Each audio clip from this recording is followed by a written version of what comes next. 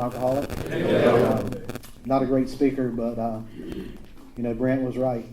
My track record said I shouldn't be here, and there was times when I didn't think I would be here. But I'm grateful and thankful for this program and people in this program that helped me get to this point and to be up here tonight. And to start out with, I grew up in a family of, I had 3 brothers and a sister, and we grew up on a small farm, little family farm, and my dad worked public work also. My dad drank probably daily, but there was occasions when he would get drunk, and I didn't like what happened around the house when he got drunk. So I swore I would never drink alcohol, and I didn't for a long time. And when I was probably 16 or 17, and peer pressure, you'd have a beer here and there, I would kind of hide it, take a sip, pour it out, and I had a lot of fear of it. I was afraid of it. And when I was 19 and then in college, I got with some friends and we drank, and I got drunk one night. And there's things in your life when you wake up the next day, you say, man, I know I'm going to do that again. And I remember the words I said that made me feel like me. And I remember that to this day, saying that. And I probably drank alcoholically from the beginning, from 19. At 22, I wrecked a car. I was drinking liquor that night, and I swore I would never drink liquor. And I did a little bit from that day forward, but mostly drank beer. And I was a daily drinker at 22. Did very well in work. I was promoted to a supervisor by 25, and I was doing very well. I had 2 kids and wife. I bought a house, and life was really good. And but I drank daily. I got my first DWI when I was 26, and me and some friends had been to Darlington to the drag races, and I got called on the way back, and I just kind of, it was dumb luck at the wrong place, wrong time, doing the wrong thing, and didn't think that much about it. And but as life went forward, and around 1990, I was struggling with my job, and I decided I needed to change jobs, and that was the problem. Was I had been there 10 years, and the job was a problem, and I didn't look at my drinking, and so I took another job in Burlington, and I was a supervisor over a tool room, and it was pretty amazing how God works things out. After I look back on it, I couldn't see it then, but my office was in a cage in the middle of the factory, and there was an aisleway there, and right across from it was some machines that people ran, and the guy right across the aisle from me was, I can't say he was alcoholic, but he drank quite often, and he come in and he looked really rough. And I was sitting at my desk, and I would take a shower in the morning and shave, put my shirt and tie on, sit at my desk, and I would look over there at him, and he looked exactly like what I felt inside. The only difference between me and him was I took a shower that morning and shaved. I had did the same thing the night before, and I kept looking at him and thinking about me, and so about 2 years into that, and people told me that this guy was a prominent guy in the company and was pretty far up the ladder, and he started drinking, and alcohol took him down to where he was. And I could envision that in me because I knew how I felt and where I felt like I was going. So I went to my manager, and I told him, I said, I really think I got a drinking problem. And he said, well, we got assistants, we can help you out with that. And I said, well, he said, if you really think you do, we'll get you some help, and we'll send you somewhere and see if we can't get it straightened out. And so we agreed to that, and I went to Greensboro and spent 28 days in the program, or in a rehab center. And after that 28 days, I got out, and they reintroduced me to AA, and I got out, and I started attending a small group in Eli Whitney. And they only met once a week, and I didn't pursue any other groups. I just drove once a week up there to Eli Whitney and have a meeting and everything. And it's another one of those aha moments that I remember exactly what I said that night. About 3 months into it, I was 3 months, I think I picked up my chip. And I was driving back one night, and I thought to myself, man, I really overthought this deal. I'm not really this bad. I've been sober for 3 months. Life, things had quieted down at home. My bills had gotten straightened out. I was feeling pretty good. I said, man, I just really overthought this deal. And so the next week, I don't think I drank in the next few days, but within the next week, I drank a beer or two, and I said, the world didn't fall apart. I'm doing okay. Within 6 months, I got my second DWI. And this time we were going fishing in Wilmington, and it was another bad luck deal. And but they were so close together with the first one that I think it was 5 or 7 years. Anyway, they gave me 2 weeks in jail, and they were really getting hard on DWIs then, and it was so unfair what they did to me. I had to spend 2 weeks in jail and pay all these fines and all this. And they did give me a temporary license. I could drive back and forth to work. But when my company found out about the DWI and me drinking again, it made things there kind of hard. And I had signed a 5-year contract when I went to work there, and they were doing their best to honor the contract, and I was not doing my best to keep my part of it up. Anyway, close to the end of the contract, they decided to give me severance pay and to go ahead and let me go. And so I left Burlington. My dad gave me some land on the farm there, so I moved back and started over again. And started with a company that I really felt comfortable with. I was back being a tool maker. I wasn't a supervisor anymore. And I think my boss knew what was going on because he only asked a few people to work on Saturday. And me and another guy that drank some, we were the two that worked most Saturdays. Because I think he thought that if we had more than a day and a half off, then we probably wouldn't make it on Monday. And he was pretty close. On holidays, it was a struggle to get back on Monday. But I felt I guess I was a functioning alcoholic at that company. I could maintain my job, and I could maintain home, and I was maintaining, and everybody was kind of off my back, and I did that for about 5 years. And this company closed and moved back to New York, and I was lost. My drinking had escalated, and all my security around me was gone. I worked I think in the next 18 months, I worked for 3 different companies. And each one of them drinking was a problem. 2 of them I quit before they could fire me. 1, they just asked me to just go ahead and leave. Just get your stuff and leave. And so I come home in 2001. I came home with a brand new plan to my wife, and I told her I was going to go in business for myself. And this was going to solve all of our problems.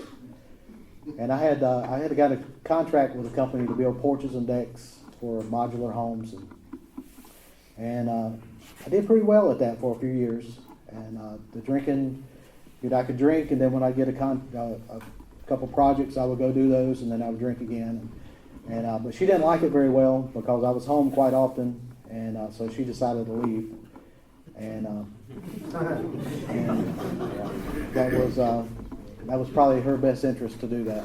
But it was funny because her and her girlfriend went to the beach, and I had my boys and kind of maintained around the house and drank, But I went to work on Monday and came home late Monday evening, and nobody was there. The kids were gone, and she was gone. And I sat down with a beer, and I was like, man, this is pretty relaxing. Nobody here.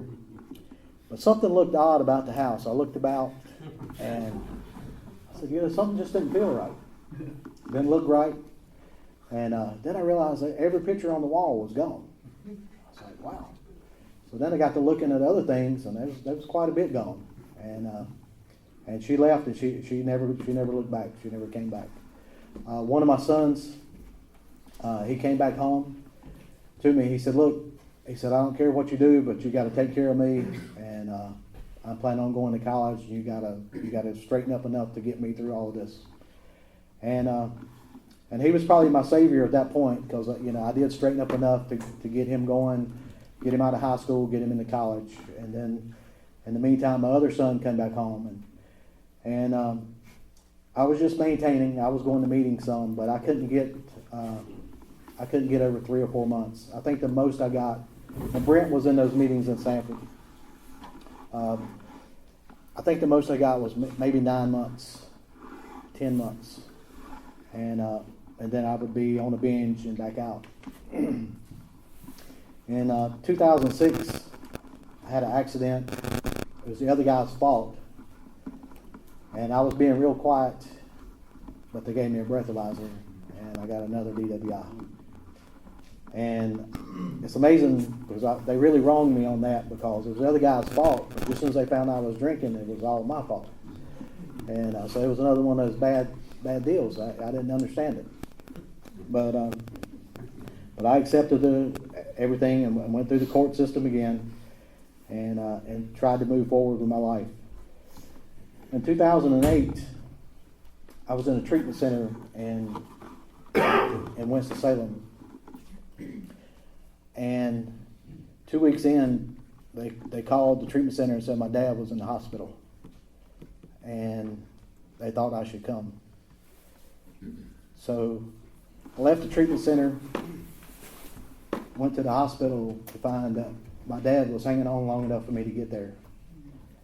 And we talked about where I was and what was going on, and he said, "Son, just get your life straightened out." And I made him a promise that I couldn't keep. And that was really hard. He passed away that night. I didn't leave with the family. I went back to the treatment center, stayed, left and went to the funeral, came back to the treatment center and finished my 28 days. And moved to a halfway house. And I had a 3-month plan. I was really going to get it together for my dad, and I was really going to hold it together and put everything in perspective. And that 3-month plan, I got through with that, and moved into my house and started over again. And I was going to meetings and doing things like I should. And by December, I started drinking again. And by January of 2009, the disappointment, the shame, guilt, and remorse was so big that I just felt like everybody would be better off if I wasn't here. I couldn't get past that feeling that, if I wasn't here, things would be better for everybody. So, had 2 failed attempts of suicide in January of 2009. And somehow I made it through that and came out the other side okay. Still struggling with my life. Got another DWI in March, with another one in June. And so these DWIs are adding up, and things are not looking good for me. My lawyer told me that the minimum that he could probably get me was a year in jail when I went to court.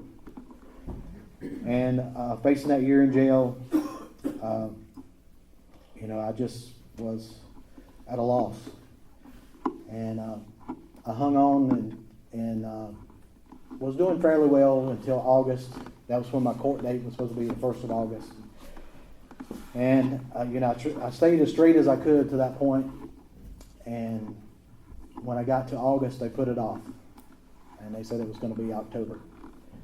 Well, I had stayed strong as long as I could, and I went on a binge in August that probably the worst I've ever been. And I didn't get any trouble, but I was just drinking, and finally they took me in September the 12th, they took me to my counselor, to Daymark, and they were trying to get me in a treatment center. Nobody would take me. I couldn't get anywhere. So I made the statement, which was it was probably the best statement I ever made, but it was kind of harsh at the time. I said, I just end it. And everybody froze with my prior actions, and I was very belligerent. So everybody froze, and the sheriff came, and they couldn't put me in jail because I was so intoxicated. So they put me in the hospital with 2 sheriffs there. There was one in the room with me, one outside the room. That was September 12th, 2009. They sedated me, and I wasn't so belligerent. I just kind of rolled with it. And the second day, I told that sheriff, I said, "Man, I really could use a drink." And he said, "It's not going to happen, son." And the third day, some clarity. I was feeling like hell, but at least they had me sedated, and I was doing okay. But on September 16th, it was another one of those aha moments. It was a moment of clarity. And I may not have said my sobriety date. I meant to in the beginning, but my sobriety date is September 16th of 2009. And on September 16th of 2009, I hadn't drank for a few days, but I would have if I'd have had any kind of a chance. But on that day, I said, I told the sheriff, I said, "Man, I can't live like this anymore." He said, "No, you can't." He said, "You got to do something different." And I thought and prayed. I said, "God, I can't live like this." And so I had a thought. I said, "Well, I called the guy at the halfway house and see if he would give me some advice what to do." So I called him. He come over and we talked extensively. And so the hospital, my counselor, and everybody, my family, they agreed if I would move to the halfway house for a year, that they would release me from the hospital under his care. And that was probably the first miracle that happened. I didn't see that happening, but it happened. I moved to the halfway house straight from the hospital and started over one more time. And as Brent thought, I had the same thought as Brent. My track record says I can't make it. Everything I did in the past, it was like, I don't know if I can make it. But day by day and living in the halfway house, which is challenging. And I had a court date coming up, but living in the halfway house for a year was easy compared to what I was going to face. Because my lawyer says a year minimum is what he's going to get me when we go to court in October. And so I said, yes, this is definitely the way I want to go. So I stayed in the halfway house, and then October came up, and I had to go to court. And it was amazing what happened in that courtroom that day. Because I was in the main courtroom, and it was full like this room is. And I was looking around and thinking about, where I was going to spend my next year at, because I probably wouldn't walk out of there that day. All of a sudden, they come up and said, "We need you to come over to this other courtroom." And I went over there, and the sheriffs that arrested me on one of my DWIs were there, and the DA and my lawyer, and it just seemed really kind of odd. And so they had me to come up in front of the bench, and I had gave them the papers, or my lawyer had gave them the papers where I agreed to the year in the halfway house and all the stuff that I had did up to that point. And the judge said, "This is what we're going to do." He said, "We're going to give you a year suspended sentence. You got to spend 30 days in jail, and we're going to credit you with whatever time you served already, but you got to serve 30 days. He said, "We're going to put you on supervised probation. If you do anything whatsoever, automatically a year in jail." And he said, will you accept that? I said, "Yes, sir." And, from that day forward, I walked out, I did my time in jail, and I lived in the halfway house, and I did my supervised probation. And I went to meetings every day at Moore Street. I had no license. I had a bicycle, so I walked to meetings. A guy in Sanford that runs a realty company hired me to remodel apartments for him. And he would take all my tools over to one apartment, and I would ride my bicycle over there and work on those apartments, ride my bicycle back. On rough days, he would send one of his employees to go get me and carry me over and bring me back home. And just really gave me an opportunity, and I made the best of it. So I went to meetings, and I worked on these apartments, and I kept going forward. And I did everything in front of me the best I could. It's a program of progress, and every opportunity I could move forward, I did. And one of the miracles that happened in this was, with my probation, I was not allowed to go out of state. So I went to my probation officer with the bright idea of going out of the country. I had a son who lived in Singapore. So I went to her and told her I wanted to go see my son over in Singapore. She said, I kind of doubt that. And she said, but let me talk to my supervisor and we'll see what we can do. She talked to her supervisor. She told me if I paid all my restitution that I owed and stayed clean for the next 3 months, they would let me go. I had to come and take a drug test before I left, one immediately when I got back.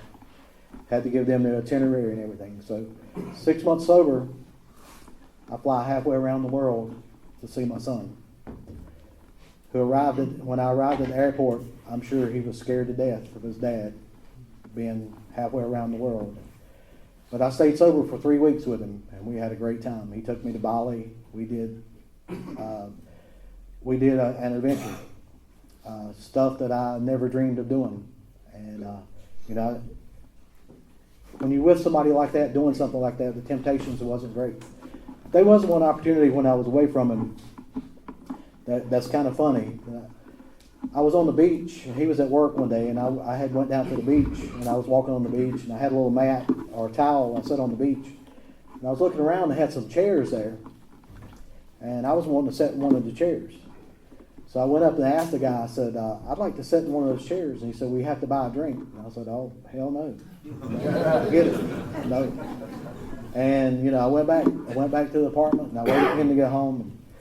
And I told him what happened. He said, why didn't you just buy a Coke or a Sprite or something? My mind didn't go there.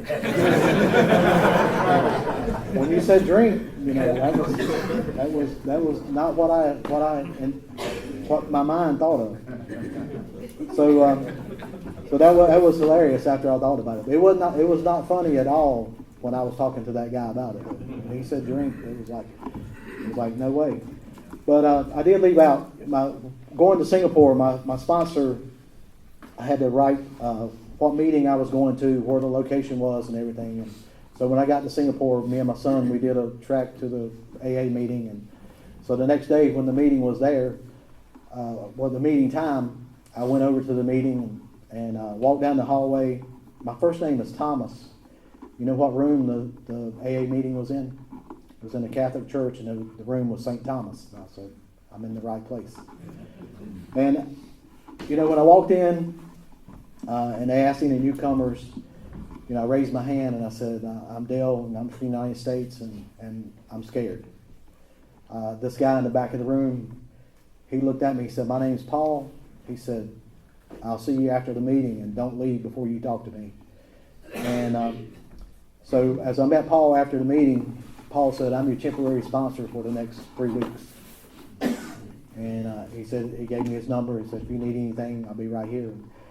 And I was walking to a meeting one day, and some guy pulled up beside me in the car and tooted the horn, and it was Paul. And so we had a good time for those 3 weeks, and I went to many meetings there. After a year in the halfway house, I wasn't ready to leave. I didn't have everything in place that I wanted in place. So the guy that ran the house, he said, well, you have to write down, people in the program like to make you write stuff down, make those lists. So I had to write down why I couldn't leave and what my plans were.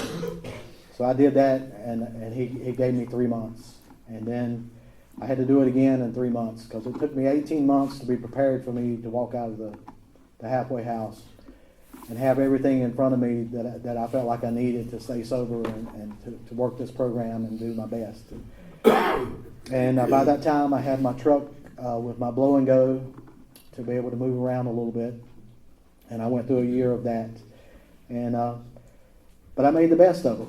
And And then staying in the program, I had opportunity about 2.5 years into the program. I had opportunity to go to a treatment center once a month and share and talk to the guys. And that's where I learned that, we go and share and we give, and then we walk away and let God have the results.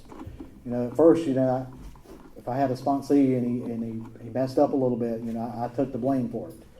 But I've learned that, we talk and we do our best, and then we have to leave the rest up to God. I disappointed a lot of sponsors. I had sponsors come pick me up when I was drinking. I didn't understand that. I had sponsors, they would come to my house and get me knowing I was drinking and take me to a meeting. And, now I understand a little bit of that.